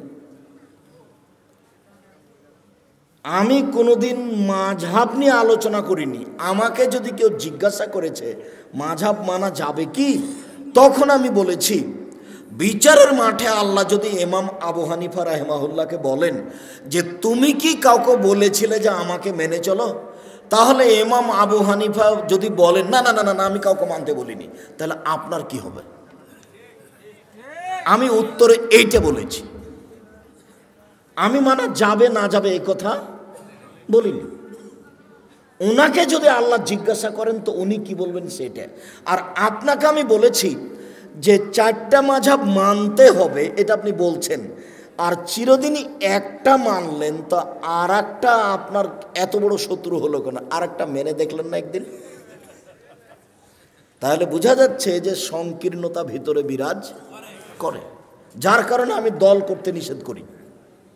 কোনো দল, কোনো সংগঠন, কোনো কিছু করবেন না। এনারা যারা মঞ্চে বসে আছেন তারা যদি কেউ আওয়ামী লীগ হয় তাহলে বিএনপিকে দেখতে পারেন না, যারা বিএনপি তারা আওয়ামী লীগকে দেখতে পারে না। এটা হলো দলের প্রতিক্রিয়া। আমি বলেছি যে 2 বোন একসাথে জন্ম নিয়েছে, যমজ, খুবই সুন্দরী, খুবই ভদ্র, নম্র, দেখতেও সুন্দরী, ভালো পড়াশোনা করেছে। তো একজনের বিবাহ হয়েছে আওয়ামী লীগ লোকের সাথে, একজনের বিবাহ হয়েছে বিএনপির লোকের সাথে। তারা এখন কথা বলে না। এটা কি হলো? এটা হলো প্রতিক্রিয়া, এটা হলো প্রতিক্রিয়া, এটা হলো সংকীর্ণতা। জেহেনটা খালি রাখেন, শুধুমাত্র আল্লাহ এবং আল্লাহ রাসূলের কথা মানব, তখন সব সহজ। আমি আমার জীবনে কোনোদিন বলিনি যে আপনি আমি যেটা বলছি সেটা মানেন। আমি বলেছি আমি যেটা বলছি সেটা সত্য। তবে মানুষ শেষে যদি আমার কোনো জায়গাতে ভুল দেখা যায় তাহলে আমি ছেড়ে দিতে বাধ্য থাকবো, আমি তো আর ফেরেশতা নই। আল্লাহু আকবার। হাত বেঁধে সানা, সুবহানাকা আল্লাহুম্মা ওয়া বিহামদিকা ওয়া তাবারাকা ইসমুকা ওয়া তাআলা জাদ্দুকা লা ইলাহা গায়রুক বলতে পারেন। আল্লাহুম্মা বা'id বাইনি ওয়া বাইনা খাতায়ায়া কামা বা'আদতা বাইনাল মাশরিক ওয়াল মাগরিব, খুব গুরুত্বপূর্ণ দোয়া বলতে পারেন। আউযু বিল্লাহি মিনাশ শাইতানির রাজিম, বিসমিল্লাহির রহমানির রহিম, আলহামদুলিল্লাহি রাব্বিল আলামিন, বিশ্বজগতের প্রতিপালকের প্রশংসা। আর রহমানির রহিম, তিনি হচ্ছেন পরম দাতা দয়ালু। মালিক ইয়াউমিদ্দিন, তিনি হচ্ছেন বিচার দিনের মালিক। ইয়াকা না'বুদু, একমাত্র তোমার ইবাদত করি। ওয়া ইয়াকা নাস্তাইন, একমাত্র তোমার কাছে সাহায্য চাই। ইহদিনাস সিরাতাল মুস্তাকিম, তুমি আমাকে সোজা পথ দেখাও। সিরাতাল লাযিনা আন'আমতা আলাইহিম, ওই পথ তুমি দেখাবে যাদের ভালোবেসেছ। গায়রিল মাগদুবি আলাইহিম ওয়ালাদ দাল্লিন, ওদের পথ দেখাও না যারা ভ্রান্ত। যাদের উপরে তুমি অসন্তুষ্ট হয়েছ তাদের পথ তুমি দেখাও না। আমিন। দীর্ঘ সময় ধরে তোমার দরবারে যে প্রার্থনা করলাম সেই প্রার্থনা তুমি কবুল করো। মনে রাখবেন সম্মানিত দিনী ভাই বোন, দুয়ার জগতে সবচেয়ে ব্যতিক্রম দোয়া হলো সূরা ফাতিহা। আমার বুঝে আমি যেটুকু ভাঙাচোরা কোরআন হাদিস বুঝি, তাতে সূরা ফাতিহার চেয়ে পৃথিবীতে দামি কোনো দোয়া নেই। আর একটা মনে রাখবেন, খুব প্রশংসা প্রিয়, খালি আলহামদুলিল্লাহ বললেই খুশি, আলহামদুলিল্লাহ। ওই জন্য আল্লাহ রসুল বলছেন, আফজালু দোয়ায়ে আলহামদুলিল্লাহ, সবচেয়ে উত্তম দোয়া কি? আলহামদুলিল্লাহ। আলহামদুলিল্লাহ বলার পরে বলছে, আকাশ জমিন ভর্তি নেকি দিয়ে দিলাম, যা কত নেকি দিয়ে দিলাম, আলহামদুলিল্লাহ। এই জন্য তাসবিতে দিয়ে দেওয়া হয়েছে আলহামদুলিল্লাহ, আলহামদুলিল্লাহ, আলহামদুলিল্লাহ, মানে খুবই খুশি, খুব প্রশংসা প্রিয়। আপনি খালি আলহামদুলিল্লাহ বলেন, খুব খুশি। সুবহানাল্লাহি ওয়া বিহামদিহি বলেন, খুব খুশি। সুবহান রাব্বিল আযীম বলেন, একবারে খুশিতে আটখান। সুবহান রাব্বিল আলা বলেন, খুব খুশি, মানে আপনি তার খুব পবিত্রতা বর্ণনা করেছেন। প্রশংসা করে কিছু চাইলে দিয়ে দিবেন, নেও, কি দিবেন নেও, আমি খুশি হয়ে গেছি। প্রশংসা করে শুরু করেছেন, এক, সমস্ত প্রশংসা তোমার,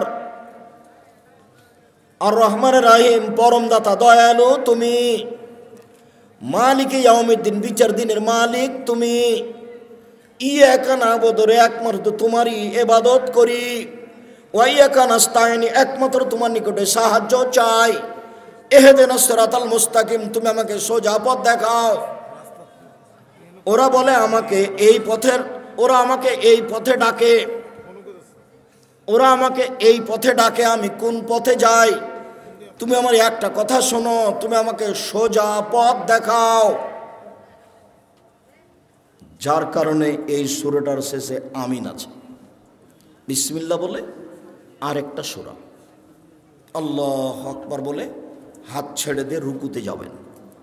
হাত দুটি রডের মতো সোজা থাকবে, আঙ্গুলগুলি খোলা খোলা থাকবে, মাথা উঁচুও থাকবে না, মাথা নিচুও থাকবে না, পিঠটা এরকম উঁচু থাকবে না, সোজা থাকবে।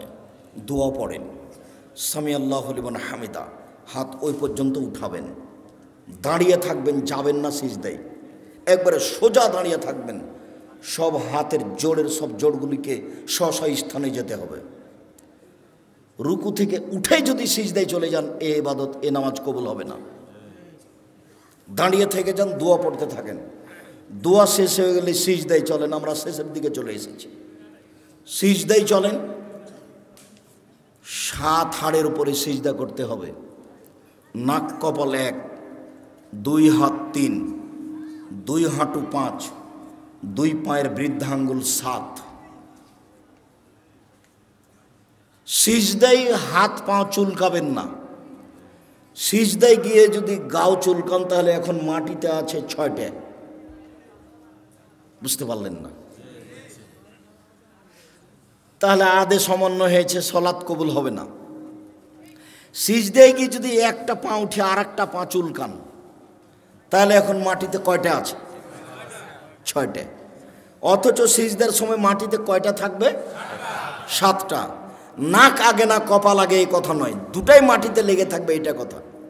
নাক কপাল 1, 2 হাত 3, 2 হাঁটু 5, 2 পায়ের বৃদ্ধাঙ্গুল 7।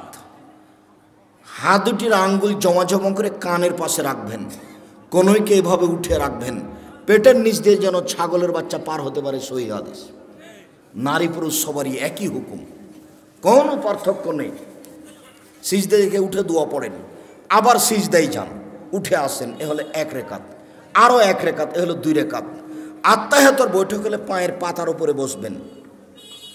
আর যদি সালামের বৈঠক হয়, তাহলে বাম পাকে ডান দিকে বের করে দিবেন, নিতম্বের উপরে বসবেন, ডান পাটা খাড়ো হয়ে থাকবে, বাম হাতের আঙ্গুল জমা জমা করে হাঁটুর উপরে রাখবেন, ডান হাতের আঙ্গুলের কনিষ্ঠ আঙ্গুল এবং তার পরেরটা জমা করবেন। করেন তো দেখি।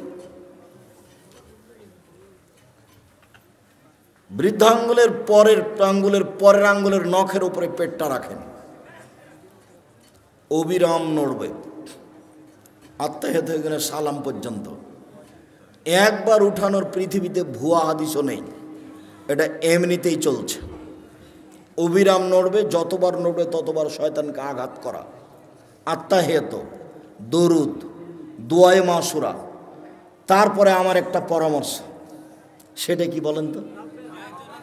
রব্বির হামহুমা কামা রব্বায়ানি সাগীরা, বাপ মায়ের জন্য দোয়া করা, জাযাকাল্লাহ খায়ের মনে আছে, ভুলবেন না সহজে। রব্বির হামহুমা কামা রব্বায়ানি সাগীরা, হে আল্লাহ তুমি আমার প্রতিপালককে দেখো, তুমি আমার বাপ মাকে দেখো বাল্য অবস্থায় আমাকে যেভাবে দেখেছিল। এই দোয়াটা যেন না ভুলি, তার জন্য কি পরামর্শ আছে? 2 রাকাত সলাত, 2 রাকাত সলাত আদায় করে আল্লাহকে বলবেন যে একমাত্র দোয়াটা মনে রাখার জন্য আমি এই 2 রাকাত সলাত আদায় করছি, তুমি আমাকে কবুল করো। আসসালামু আলাইকুম রহমতুল্লাহ, আসসালামু আলাইকুম রহমতুল্লাহ। এরপরে যা কিছু হবে তা জিকির। সম্মানিত দিনী ভাই বোন, জিকিরের সবচেয়ে গুরুত্বপূর্ণ জিকির হলো আয়াতুল কুরসি। সালাম ফিরার পরে যদি কেউ আয়াতুল কুরসি বলে তাহলে জান্নাতে চলেই গেছে, তো ঢোকেনি কেন? মরেনি এই জন্য। সম্মানিত দিনী ভাই বোন, আলোচনার শেষে এসে আপনাদের সাথে জরুরি কয়েকটি কথা। তার প্রথম কথা হচ্ছে, আমার মনে হয় এই পর্দাটা যখন আমি উঠেছিলাম তখনই খুলে ফেলতে হতো। পর্দার বাহিরে যারা আছে তারা বুঝতে পারে না যে আমাদের কথার কারণে তাদের অসুবিধা হচ্ছে নাকি, যার কারণে তারা নিয়মিত কথা বলার চেষ্টা করলো, যেটা আমরা পছন্দ করিনি। যা হোক, অনেক দূর থেকে আসার পরেও তারা আমাদের কথাকে মূল্যায়ন করার অনেকে প্রয়োজন মনে করলো না। এটা তাদের অযোগ্যতা, এটা তাদের বিদ্যা বুদ্ধি না থাকার প্রমাণ। কেননা আমরা খুব জোরালোভাবে পেশ করেছি, আমরা জাতির সামনে একটা বাক্য অগ্রহণীয় বলি না। কাজেই কেউ বুদ্ধিমান তারপরে আমাদের কথা শুনবে না, উপেক্ষা করে গল্প করবে, এমনটা হতে পারে না। কেউ কোনোদিন এরকম জায়গাতে টিকতে পারেনি, আজও টিকার কোনো পথ নেই। দ্বিতীয় জরুরি কথা আপনাদের সাথে এই, জামিয়া সালাফিয়া ডাঙ্গিপাড়া পবা রাজশাহী, জামিয়া সালাফিয়া রূপগঞ্জ নারায়ণগঞ্জ ঢাকা, জামিয়া সালাফিয়া 6 মাইল বাবুগঞ্জ বরিশাল, জামিয়া সালাফিয়া তেঘরা বিরল দিনাজপুর, জামিয়া সালাফিয়া সিলেট, জানি না চট্টগ্রামে কখন হবে, তবে নোয়াখালীতে পরিকল্পনা চলছে। লক্ষ্মীপুরের লোকেরা অনেকে দাবি রেখেছে, এখন আমি চূড়ান্ত হিসাব পেশ করিনি, অপেক্ষায় আছি। ভাবছিলাম নোয়াখালী মেন নোয়াখালীতে হোক, তাহলে সব জেলার জন্য সহজ হবে। শেষ পর্যন্ত যদি নাই হয় তাহলে লক্ষ্মীপুরে হিসাব থাকতে পারে। মর্মে সকল দিনী ভাই বোনকে আমি জামিয়া সালাফিয়ার জন্য আন্তরিকভাবে দোয়া করার জন্য অনুরোধ জানাচ্ছি। আমার মনে বড় স্বাদ, এদেশের মাটিতে আমি উন্নত মানের প্রতিষ্ঠান গড়ে উন্নত মানের বাংলা ইংরেজি আরবি শিক্ষাদানের মাধ্যমে অন্যায়ের বিরুদ্ধে লড়ব, মুখে কলমে মিডিয়ায় ইনশাআল্লাহ আমি লড়বই ইনশাআল্লাহ। সম্মানিত দিনী ভাই বোন, মর্মে আপনাদের সামনে জামিয়া সালাফের পক্ষ থেকে মুখে যেমন বলি তেমন একটা কলম পেশ করতে চাই আপনাদের সামনে। সেটা হলো মাসিক আল ইতিসাম পত্রিকা। তাতে আছে 10 জন মুফতি, তাতে আছে 10 জন গবেষক, তাতে আছে 14 জন কর্মচারী। ব্যয়বহুল খরচের পত্রিকা মাসিক আল ইতিসাম পত্রিকা। 50টা প্রশ্নের উত্তর থাকে। সব দিনই ভাই বোনকে আজকে শুধু নয়, নিয়মিত একটা করে পত্রিকা সংগ্রহ করার জন্য অনুরোধ জানাচ্ছি। আর আবদুল্লাহর বই লেখা রিজিক, ব্যতিক্রম বই রিজিক, সম্ভবত দাম ৭৭ টাকা। আপনার রুজিতে বরকত হয় না কেন, বা রুজি বেশি হবে কি করে? হাদিস ভিত্তিক অনেক দলিল পেশ করেছে আবদুল্লাহ, বইয়ের নাম রিজিক। আবদুল্লাহর বইটা যদি থাকে মিন্নাতুল বারি আছে কিনা আমি জানি না। বাংলার ব্যতিক্রম ব্যাখ্যা মিন্নাতুল বারি, আরবি ভাষাতে এমানের ব্যাখ্যা বের হয়েছে তা আমার জানা নাই। এই হিসাবে ব্যতিক্রম বুখারীর ব্যাখ্যা মিন্নাতুল বারি। আমি খাকসার, আমার তেমন কিছু নেই আজকে, তবু তাওজিহুল কোরআন তাফসির, ব্যতিক্রম পদ্ধতিতে তাফসির লেখা আছে তাওজিহুল কোরআন। তাওজিহুল কোরআন আর দোয়ার বই, প্রায় 40টি সহিহ হাদিস আছে হাত তুলে দোয়া করার, কিছু জয়ীফ হাদিস আছে, 16টি স্থান আছে কোথায় কোথায় হাত তুলে দোয়া করতে হবে। আপনারা বইগুলি সংগ্রহ করতে থাকেন,